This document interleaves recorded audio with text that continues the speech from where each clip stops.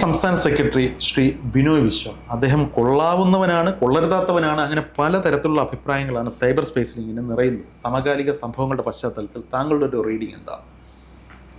Binoy Viswam Canon രാജേന്ദ്രൻ്റെ വിൽപ്പത്രത്തിൽ നാമനിർദ്ദേശം ചെയ്യപ്പെട്ടു വന്ന ആളാണ്. കാരണം CPIയുടെ ചരിത്രത്തിൽ ആദ്യമാണ് മരിച്ചുപോയ സെക്രട്ടറി നേരത്തെ എൻ്റെ വിൽപ്പത്രം എഴുതി വെക്കുകയും എൻ്റെ സ്ഥാവര ജംഗമ വസ്തുക്കളും എനിക്ക് മറ്റുള്ള കാര്യങ്ങളുമൊക്കെ എൻ്റെ കസേര, എൻ്റെ സ്ഥാനമാനങ്ങളും എൻ്റെ പിന്നാലെ വരുന്ന ഇന്നൊക്കെ കൊടുക്കണം എന്ന് പറഞ്ഞിട്ടാണ് അദ്ദേഹം മരിച്ചതെന്നാണ് അവകാശപ്പെടുന്നത്. എന്തായാലും CPIയുടെ ചരിത്രത്തിലെ ഏറ്റവും ഒരു നാണം കെട്ട അധ്യായമായിരുന്നു ഈ ബിനോയ് വിശ്വത്തിൻ്റെ വരവ് തന്നെ. ഒരാൾ വരണമെങ്കിൽ അതൊരു പ്രത്യേകിച്ച് കമ്മ്യൂണിസ്റ്റ് പാർട്ടിയുടെ ഒരാൾ സെക്രട്ടറി ആയിട്ട് വരണമെങ്കിൽ അതിൻ്റെ ഒരു സിസ്റ്റം ഉണ്ട്. അപ്പം അവർ വളഞ്ഞ വഴിയിലൂടെയാണ് ബിനോയ് വിശ്വം വന്നത്. അദ്ദേഹം പോകുന്നതും വളഞ്ഞ വഴിയിൽ കൂടെ തന്നെയായിരിക്കും.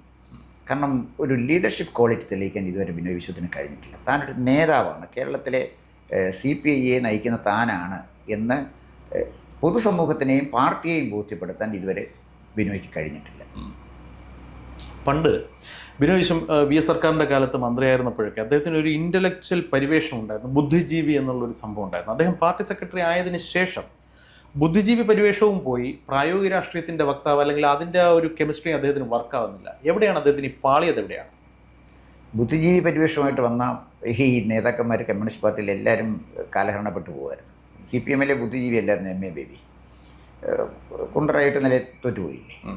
അല്ല, കൊല്ലം പാർലമെൻറ്റിൽ കുണ്ടറന്ന് ജയിച്ചു, കൊല്ലം പാർലമെൻറ്റിൽ അദ്ദേഹം തോറ്റുപോയി. അപ്പം ബുദ്ധിജീവിയൊന്നും ജനം അങ്ങനെ എടുക്കത്തില്ല. കാരണം ജനം ബുദ്ധിയുള്ളവനാണ്. അതുകൊണ്ട് ഈ ബുദ്ധിജീവി എടുക്കാത്തതിൻ്റെ കാര്യം ജനത്തിന് ബുദ്ധിയുള്ളതുകൊണ്ടാണ്.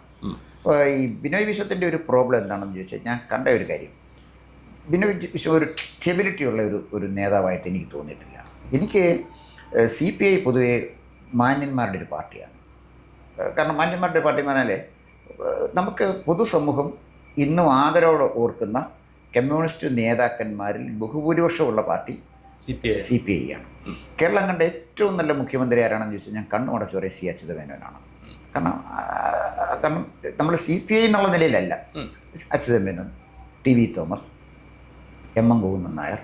M ഗോവിന്ദൻ നായരൊക്കെ നിയമസഭയിൽ നടത്തിയ പ്രസംഗങ്ങൾ, പിന്നെ ഗംഭീര പ്രസംഗങ്ങൾ നടത്തിയിട്ടുണ്ട്. EMSനെയൊക്കെ പിടിച്ചിരുത്തി വേർപ്പിച്ച പ്രസംഗം നടന്നിട്ടുണ്ട്. പ്രഥമ ദൃഷ്ടിയ ഇദ്ദേഹം അഴിമതിക്കാരനാണെന്ന് കണ്ടു കഴിഞ്ഞപ്പോൾ. അപ്പോൾ അങ്ങനെയൊക്കെയുള്ള സെക്രട്ടറിമാരായിരുന്നു CPMനുണ്ടായിരുന്നത്, CPIക്ക് ഉണ്ടായിരുന്നു. അപ്പോൾ ഇവിടെ എനിക്ക് എൻ്റെ ഓർമ്മയിൽ, അതായത് രാഷ്ട്രീയം നമ്മൾ ഗൗരവമായിട്ടും ചർച്ച ചെയ്യുന്ന ഒരു കാലഘട്ടത്തിലേക്ക് വന്നപ്പോൾ ഞാൻ ബഹുമാനിക്കുന്ന ഒറ്റ സെക്രട്ടറി ഉള്ളൂ CPIയിൽ.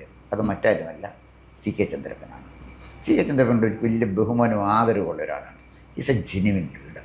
അത് നമ്മളൊരു നേതാവിൻ്റെ ശരീരഭാഷ, അദ്ദേഹത്തിൻ്റെ ശരീരഭാഷ, അദ്ദേഹം സംസാരിക്കുന്ന രീതി, അദ്ദേഹത്തിൻ്റെ ഇച്ഛാശക്തി, അദ്ദേഹത്തിൻ്റെ നിശ്ചയദാർഢ്യം ഒക്കെ എന്നെ വളരെ ആകർഷിച്ചിട്ടുള്ള അദ്ദേഹത്തിൻ്റെ പ്രസംഗവും ഞാനും കേട്ടിട്ടുണ്ട്. വളരെ സിമ്പിളായിട്ട് കൃത്യമായിട്ട് കൊള്ളേണ്ടിടത്ത് കൊള്ളിച്ച് തന്നെ അദ്ദേഹം പ്രസംഗിക്കും. To the point. അതുപോലെ തന്നെ ചന്ദ്രപ്പനെ ആർക്കും ഡിക്റ്റേറ്റ് ചെയ്യാനൊന്നും പറ്റത്തില്ല. അത് CPM വലിയേട്ടം കളിക്കാൻ ചെല്ലിയെന്ന് കൈവച്ചേക്കാൻ പറയും. അതൊക്കെ പഴയ ഇവന്റ് മാനേജ്മെന്റ് പ്രയോഗം അതല്ലേ പറയും. അതൊന്നും നടക്കത്തില്ല. അപ്പം ഈ ബിനോയ് വിശ്വത്തിന് ഉള്ള പറ്റിയ കാര്യം വെച്ചാലേ, വളഞ്ഞ വഴിയിലൂടെ വന്നു. അല്ല, വളഞ്ഞ വഴി കൂടെ വന്നു തന്നെയല്ല, അദ്ദേഹത്തിനെ സംബന്ധിച്ചാൽ ദുർബലനായതുകൊണ്ട് നമ്മുടെ നാട്ടിലൊരു ചൊല്ലുണ്ടല്ലോ, ആവതില്ലാത്തവന് കോപം വന്നാൽ ചാവതേ ഫലം. അപ്പം അതുകൊണ്ട് ഈ ബിനോയ് വിശ്വത്തിന് കോപം വന്നിട്ട് ഒരു കാര്യമില്ല. അവിടെ കടിച്ചിരുന്ന് ചാവാമെന്നുള്ളതല്ലേ, വേറെ കാര്യമൊന്നുമില്ല. CPMന് ഡിക്റ്റേറ്റ് ചെയ്യാൻ പറ്റത്തില്ല. CPMൻ്റെ മുന്നേ നിന്നൊരു കാര്യം ചോദിച്ചു വാങ്ങാൻ അദ്ദേഹത്തിന് കപ്പാസിറ്റി ഇല്ല. പിന്നെ ഇപ്പോൾ ഈ ഏറ്റവും അടുത്ത സമയത്ത് എനിക്ക് അദ്ദേഹത്തോട് ആദരവ് തോന്നിയൊരു കാര്യം, ഈ മാരാർജി ഭവൻ അവിടെ മിക്കവാറും എല്ലാവരും ഉറക്കമാണല്ലേ. ഈ നിലമ്പൂരൊക്കെ വന്നപ്പോൾ അവർ നല്ലവരും ഉറങ്ങുമായിരുന്നു. ഇവരുണർന്നെപ്പോഴാന്ന് ചോദിച്ചാൽ ഈ വെളുപ്പിനെ കോഴി പോകുന്നവരൊരു ശബ്ദം കേട്ടു. MN സ്മാരകത്തിൽ നിന്നൊരു വിളിയാണ്, ഭാരതമാതാ കീ ജയ്. 3 പ്രാവശ്യമാണ് നമ്മുടെ ബിനോയ് വിശ്വം വിളിച്ചത്. അത് കേട്ടപ്പോൾ മാരാർജി ഭവൻ വിചാരിച്ചു ഇവരുടെ ഭാരതമാതാവിനെ അടിച്ചോണ്ട് പോവാണ്. പിന്നെ അദ്ദേഹം പറഞ്ഞു, സിംഹത്തിൻ്റെ പുറത്തിരിക്കുന്ന സ്ത്രീയല്ല, പുലിയുടെ പുറത്ത് വരുന്ന ആളല്ല, ഞങ്ങളുടെ ഭാരതമാതാവ് വേറെയാണ്. എന്നിട്ട് അദ്ദേഹം ചെയ്തൊരു കാര്യം, ദേശീയ പതാക ഉയർത്തി. അതിൻ്റെ സംബന്ധിച്ചാൽ അദ്ദേഹം പൂർവ്വപിതാക്കളോട് ചെയ്ത് വലിയൊരു കഠിനമായ തെറ്റാണ്. ഇന്ത്യക്ക് സ്വാതന്ത്ര്യം കിട്ടിയിട്ടില്ലെന്നും അത് സാമ്രാജ്യത്വ ശക്തികൾ ഇന്ത്യയിലെ ഭൂഷ്വാസിക്ക് ഏൽപ്പിച്ചിരിക്കുകയാണ് നമ്മുടെ സ്വാതന്ത്ര്യമെന്നും ഇന്ത്യയുടെ സ്വാതന്ത്ര്യം വളരെ അകലെയാണെന്നും ആയിരുന്നല്ലോ ഇവരുടെ ഒരു നിലപാട്. പിന്നെ CPI അതൊക്കെ തിരുത്തി. CPM കഴിഞ്ഞ കുറച്ച് നാളും തിരുത്തി. ഈ അടുത്തിടെ സ്വാതന്ത്ര്യ അവരെ അയങ്ങാണ്ട് എടുത്തൊരു ത്രിവർണ്ണ പതാക ഉയർത്തി. ഇനിയിപ്പോൾ അതൊക്കെ ഉള്ളല്ലോ ചെയ്യാൻ. അപ്പോൾ അന്ത്യകാലത്ത് വേറെ എന്താ ചെയ്യാൻ? അപ്പോൾ ഇവിടെയുള്ള പ്രശ്നം വെച്ചാൽ ഈ CPI പെട്ടിരിക്കുന്ന ഒരു സാഹചര്യം എന്താണെന്ന് മനസ്സിലാക്കാൻ ബിനോയ് വിശ്വത്തിന് കഴിയുന്നില്ല. അതാണ് ബിനോയ് വിശ്വത്തിനെ ചെറുതാക്കുന്ന ഒരു കാര്യം. എവിടെയാണ് കേരള രാഷ്ട്രീയത്തിൽ CPIയുടെ സ്പേസ്? ഇപ്പോൾ റീസെൻ്റായിട്ട് വന്നൊരു വിവാദം എന്താണെന്ന് വെച്ച് കഴിഞ്ഞാൽ 2 CPI പ്രവർത്തകരുടെ പേര് ഞാൻ പറയുന്നില്ല, 2 CPI പ്രവർത്തകർ എറണാകുളം ജില്ലയിലുള്ള ജില്ലാതലത്തിലും പ്രാദേശിക തലത്തിലൊക്കെ പ്രവർത്തിക്കുന്ന 2 നേതാക്കന്മാരുടെ കൂട്ടത്തിലൊരു സ്ത്രീയുമുണ്ട്. ഇവർ കാറിൽ സഞ്ചരിക്കുന്നു. അവരുടെ ഫോൺ അവർ തമ്മിൽ സംസാരിക്കുകയാണ് കാറിനകത്ത് വെച്ചിട്ട്. ഇയാൾ കഴിവുകെട്ട ഒരു നേതാവാണ്, ഇദ്ദേഹത്തെ കൊണ്ട് പ്രത്യേകിച്ച് കാര്യമൊന്നുമില്ല, ഇദ്ദേഹത്തിന് പാർട്ടി മെഷീനറിയെ ശക്തിയുക്തം കൊണ്ടുപോകാൻ സാധിക്കില്ല എന്നുള്ള അവരുടെ ജെനുവിനായിട്ടുള്ള from the bottom of the heart അവരുടെ ഒപ്പീനിയൻ വരുന്നു. ഇത് ഈ കാറിനകത്തുള്ള ഏതോ ഒരു വേന്ദ്രൻ റെക്കോർഡ് ചെയ്യുന്നു, പുറത്തുവിടുന്നു.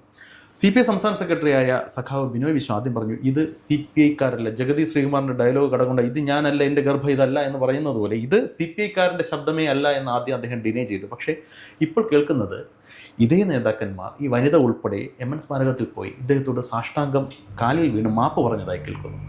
താങ്കൾക്ക് എന്ത് തോന്നുന്നു? ഇങ്ങനെ ഈ മാപ്പ് പറച്ചിൽ പരിപാടിയൊക്കെ CPIയിൽ ഉണ്ടോ? അല്ല, മാപ്പ് പറച്ചിൽ അതിനൊരു മാടിപ്പത്തരത്തിൻ്റെയും പിന്നെ എന്താ പറയുന്നത് ജന്മിത്വത്തിൻ്റെയും അവശിഷ്ടമല്ലേ? അല്ലെങ്കിൽ ഒരു പാർട്ടി പ്രവർത്തകരെ 2 പാർട്ടി പ്രവർത്തകരുണ്ട്, അവരുടെ പാർട്ടി സെക്രട്ടറി എഫിഷ്യൻ്റ് അല്ല എന്ന് പറഞ്ഞാൽ മാപ്പ് പറയേണ്ട കാര്യമൊന്നുമില്ലല്ലോ.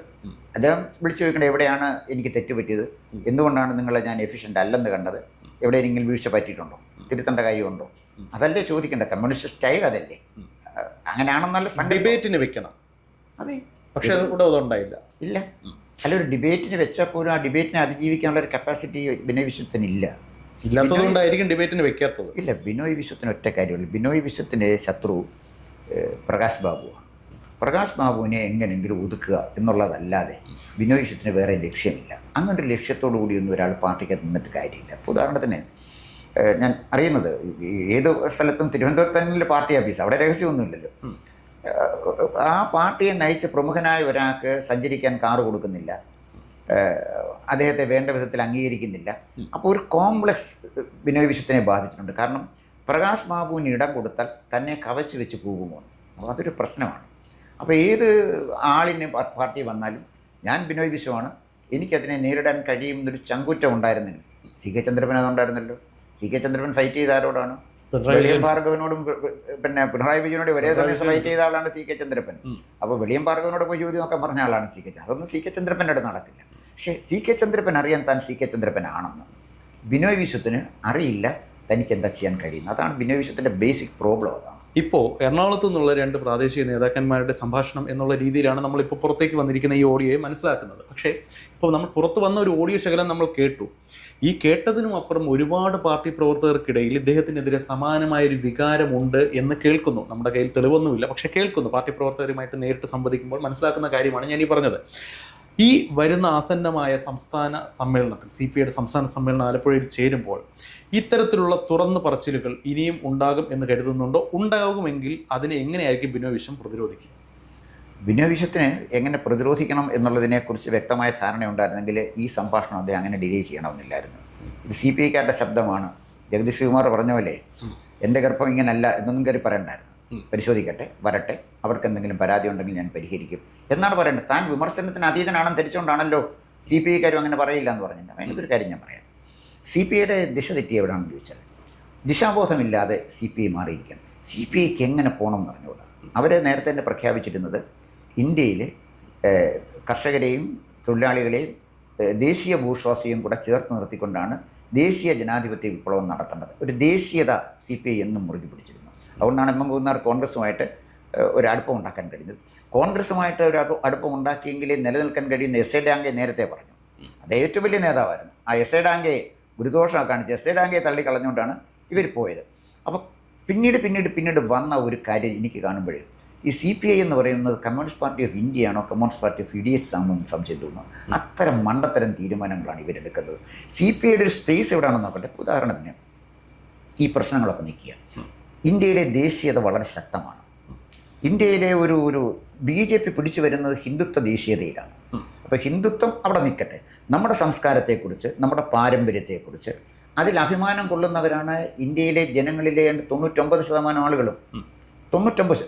അത് മനസ്സിലാക്കിയ 2 നേതാക്കന്മാർ CPI ഉണ്ട്. അതിലൊന്ന് പന്ന്യൻ രവീന്ദ്രനാണ്, മറ്റൊന്ന് മുല്ലക്കര രത്നാകരനാണ്. മുല്ലക്കര രത്നാകരൻ നമ്മുടെ മഹാഭാരതത്തെക്കുറിച്ചും രാമായണത്തെക്കുറിച്ചും ആധികാരികമായിട്ട് പഠിച്ചിട്ടുള്ളൊരു കമ്മ്യൂണിസ്റ്റുകാരനാണ്. നല്ല കമ്മ്യൂണിസ്റ്റുകാരനാണ്. നല്ല മനോഹരമായിട്ട് പ്രസംഗിക്കുന്ന ആളാണ്. നല്ല കൃഷിമന്ത്രിയായിരുന്നു. പന്ന്യൻ രവീന്ദ്രൻ വളരെ സാത്വികനാണ്. ഒരു പൈസയും ഉണ്ടാക്കിയിട്ടുള്ള ഒരാളല്ല, നിസ്വാർത്ഥനാണ്.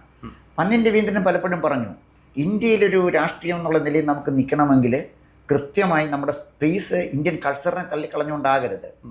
ഞാനിത് പറയാനുള്ള കാരണം, വർഷങ്ങൾക്ക് മുമ്പ് OV വിജയൻ, വർഷങ്ങൾക്ക് മുമ്പാണ്, ഞാൻ ആ ലേഖനം എടുത്ത് വെച്ചിട്ടുണ്ട്, മാതൃഭൂമിയിൽ EMSനൊരു തുറന്ന കത്തെഴുതി. മാതൃഭൂമി ഭാര്യയെ ആഴ്ചപ്പതിപ്പിലാണ് അത് എഴുതിയത്.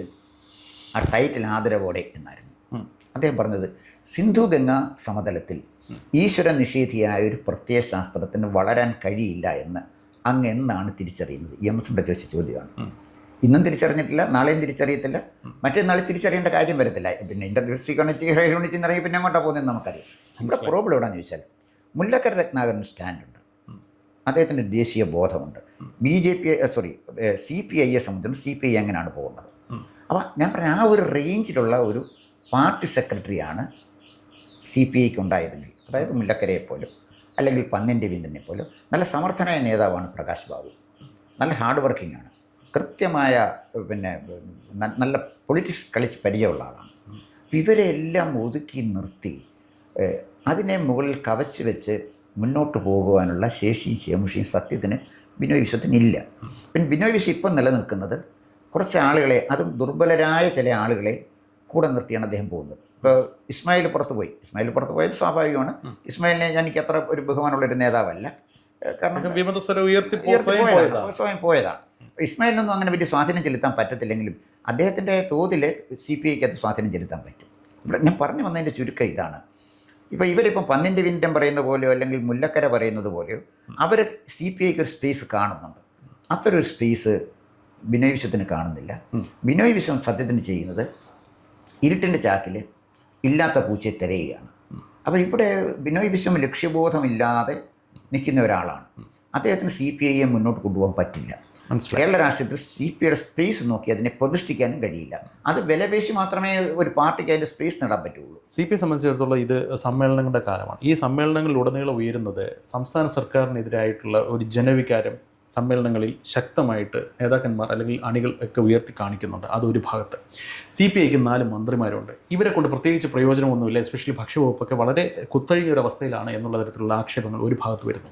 ഇതിനെല്ലാം ഉത്തരം പറയേണ്ടത് പാർട്ടി സംസ്ഥാന ഘടകമാണ്. അവർക്ക് ഉത്തരവും പ്രത്യേകിച്ചൊന്നും കൊടുക്കാനില്ല. ഈ സാഹചര്യത്തിൽ എന്തെങ്കിലുമൊക്കെ പറഞ്ഞാലേ നിൽക്കാൻ പറ്റത്തുള്ളൂ. അറ്റ്ലീസ്റ്റ് ഈ സംസ്ഥാന സമ്മേളനം കഴിയുന്നത് വരെയെങ്കിലും എന്തെങ്കിലുമൊക്കെ പറഞ്ഞാൽ മാത്രമേ ഇവർക്ക് ഒരു പൊതു ഡൊമൈനിൽ അല്ലെങ്കിൽ പാർട്ടിക്കാരുടെ മുന്നിൽ നിൽക്കാൻ സാധിക്കത്തുള്ളൂ. അങ്ങനെ നോക്കിയപ്പോൾ വീണ് കിട്ടിയ ഒരു ആയുധമാണ് ഈ ഭാരതാംബയുടെ ചിത്രവുമായി ബന്ധപ്പെട്ട വിവാദം. അങ്ങനെയും ചില CPI നേതാക്കന്മാർ തന്നെ പറയുന്നുണ്ട്. താങ്കൾക്ക് എന്ത് തോന്നുന്നു? അല്ല, ശരിക്കും പറഞ്ഞാൽ അത് വീണ് കിട്ടിയത് BJPക്ക്, CPIക്കല്ല. ഇപ്പോഴത്തെ നമ്മുടെ ഗവർണർ ഭാരതാംബയുടെ ചിത്രം കൊണ്ട് വെച്ചപ്പോഴല്ലേ നമ്മുടെ ബിനോയ് വിശ്വം ഭാരത് മാതാ കീ ജയ് വിളിച്ചത്. അതിനൊന്നും വിളിച്ചില്ലല്ലോ. അതെന്താ വിളിക്കാഞ്ഞത്? ദേശീയ പതാക ഉയർത്തി മാവ് നടണമെന്ന്. മാവ് തെങ്ങാണ്ട് നട്ടിട്ടുണ്ട്, മാവാന്ന് പ്ലാവാന്ന് എതിർ നട്ടിട്ടുണ്ട്, ചെടി നട്ടു. അവിടെ കൊണ്ടുപോയി ദേശീയ പതാക വെച്ചിട്ട് ഭാരത് മാതാ കീ ജെന്ന് 3 പ്രാവശ്യം വിളിച്ചു. ഭാരത് മാതാ കീ ജെന്ന് 3 പ്രാവശ്യം ബിനോയ് വിശ്വത്തിനെ കൊണ്ട് വിളിപ്പിച്ചതാരാണ്? സ്വയം വിളിച്ചതെന്നോ? അങ്ങനെയാണെങ്കിൽ ഇതിനു മുമ്പ് വിളിക്കാൻ എന്താ? അത് ആർലേക്കർ എന്ന് പറയുന്ന ഗവർണറുടെ സംഭാവനയാണ് ബിനോയ് വിശ്വത്തിനെ ഈ ഭാരതമാതാവിൻ്റെ ഇത് മാമോദീസ മുക്കി ഏതാണ്ട് ഈ ഭാരതമാതാവിന് സിന്ദാബാദ് വിളിക്കത്തക്ക വിധത്തിൽ മാറ്റിയത്. ഞാൻ പറഞ്ഞത് ഈ ഒരു നേതാവിൻ്റെ ഒരു അല്പബുദ്ധിയുടെ ഭാഗമല്ലേ ഇതൊക്കെ. ഇപ്പം തന്നെ CPIയുടെ മന്ത്രിമാരെ കുറിച്ച് ചോദിച്ചു. എനിക്ക് CPIയുടെ മന്ത്രിമാരെ കുറിച്ച് പറയുമ്പോൾ ഞാൻ ഓർത്തിരിക്കുന്ന പേരുകൾ ചിലതുണ്ട്. ഇന്നും E ചന്ദ്രശേഖരൻ നായർ അത്ര ഗംഭീരമായ മന്ത്രിയായിരുന്നു. VV രാഘവൻ നല്ല കൃഷിമന്ത്രിയായിരുന്നു. അതുപോലെ തന്നെ കാർത്തികേയൻ നല്ല മന്ത്രിയായിരുന്നു. അങ്ങനെ നമ്മുടെ CPIക്ക് നല്ല മന്ത്രിമാരെ കേരളത്തിന് സംഭാവന ചെയ്തിട്ടുള്ളൊരു പാർട്ടിയാണ് CPI. സത്യം പറഞ്ഞാൽ ഇപ്പോൾ CPIയുടെ മന്ത്രിമാരാരെന്ന് എനിക്ക് അറിഞ്ഞുകൂടാ. സത്യം ഞാൻ കാര്യമായിട്ട് പറയാം, എനിക്ക് അവരുടെ പേരറിയത്തില്ല. 4 പേരുണ്ടെന്നറിയാം. പഞ്ചപാണ്ഡവന്മാർ 5 പേരുണ്ടെന്നറിയാമല്ലോ. അപ്പോൾ ഇപ്പോൾ ചോദിച്ചാൽ നമ്മൾ ഈ പഞ്ചപാണ്ഡവന്മാർ കട്ടുക്കാല് പോലെ 3 ആണ് അല്ലെ 2 ആണ് എന്ന് പറയുന്ന സ്ഥിതിയിലോട്ട് വരികയാണ്. അപ്പോൾ ഇവിടെ CPIക്ക് മന്ത്രിമാരുണ്ടെന്ന് പറഞ്ഞാൽ മതിയോ? ഈ മന്ത്രിമാർ അവരുടെ വകുപ്പിലെങ്കിലും കാര്യശേഷി തെളിയിക്കണ്ടേ? അപ്പം ഒരു രംഗത്തും കാര്യശേഷി തെളിയിക്കാൻ നിർഭാഗ്യവശാൽ CPIയുടെ മന്ത്രിമാർ കഴിഞ്ഞിട്ടില്ല. CPIയുടെ സെക്രട്ടറിയെ സംബന്ധിച്ചിടത്തോളം അദ്ദേഹം അപ്രാപ്തനാണെന്ന് അദ്ദേഹം തന്നെ തെളിയിച്ചുകൊണ്ടിരിക്കുക. വേറെ ആരും തെളിയിച്ചതല്ല, തനിക്ക് കഴിവ് കുറഞ്ഞ ആളാണെന്ന് ബിനോയ് വിശ്വം തന്നെ തെളിയിച്ചുകൊണ്ടിരിക്കുക. അപ്പോൾ ബിനോയ് വിശ്വത്തെ സംബന്ധിച്ചിടത്തോളം ഈ വളരെ അനുകൂലമായ രാഷ്ട്രീയ സാഹചര്യം കേരളത്തിലുണ്ട് CPIക്ക്. പക്ഷേ ഒരു കയ്യിലെ വാളും മറ്റൊരു കയ്യിൽ പരിചയം കൊടുത്താൽ ഏത് കൈകൊണ്ട് ഞാൻ യുദ്ധം ചെയ്യും ദൈവമേ എന്ന് പറയുന്ന ഭീരുവായ ഒരു പട്ടാളക്കാരനെ പോലെ, ഒരു ഭടനെ പോലെ, പട്ടാളത്തിലെ പഴയ ഭടനെ പോലെ നിൽക്കുകയാണ് ബിനോയ് വിശ്വം. ബിനോയ് വിശ്വത്തിന് സ്പേസ് ഉണ്ട്, CPIക്ക് സ്പേസ് ഉണ്ട് കേരളത്തിൽ. അത് വിനിയോഗിക്കാൻ ബിനോയ് വിശ്വത്തിന് കഴിയുന്നില്ല. ഈ സമ്മേളനത്തോടുകൂടി ബിനോയ് വിശ്വത്തിൻ്റെ പൊസിഷൻ കൂടുതൽ ദുർബലമാകും. 2026 തെരഞ്ഞെടുപ്പിൽ എങ്ങനെയായിരിക്കും CPIയുടെ ഒരു പെർഫോമൻസ് എന്ന് പോലും എനിക്ക് സംശയമുണ്ട്. കാരണം CPIക്ക് പൊതുസമൂഹത്തിൻ്റെ മനസ്സിൽ ഇടം നേടാൻ കഴിഞ്ഞ ഒരു ലീഡേഴ്സ് ഇല്ല. അപ്പോൾ അതേസമയം എനിക്ക് തോന്നുന്നത് വളരെ വേഗം CPI കേരള രാഷ്ട്രീയത്തിൽ ദുർബലമായി അസ്തമിച്ചുകൊണ്ടിരിക്കുകയാണെന്നാണ് എനിക്ക് മനസ്സിലായി. ഇപ്പോൾ ഏതായാലും സമ്മേളനങ്ങൾ നടന്നുകൊണ്ടിരിക്കുകയാണ്. സമ്മേളനങ്ങൾ കഴിയട്ടെ. സംസ്ഥാന സമ്മേളനത്തിൽ എന്താണ് ബിനോയ് വിശ്വത്തിൻ്റെ ഒരു തീരുമാനം എന്നുള്ളത് നമുക്ക് കാത്തിരുന്ന് കാണാം. അതിനുശേഷം ചർച്ചകളാകാം. കൂടുതൽ വാർത്തകളും വിശേഷങ്ങളും നേരിട്ട് ലഭിക്കാൻ ജനങ്ങളിൽ നിന്ന് ജനങ്ങളിലേക്ക് ജനഭൂമി ന്യൂസ് സബ്സ്ക്രൈബ് ചെയ്യൂ. ബെൽ ബട്ടൺ അമർത്താനും മറക്കരുത്.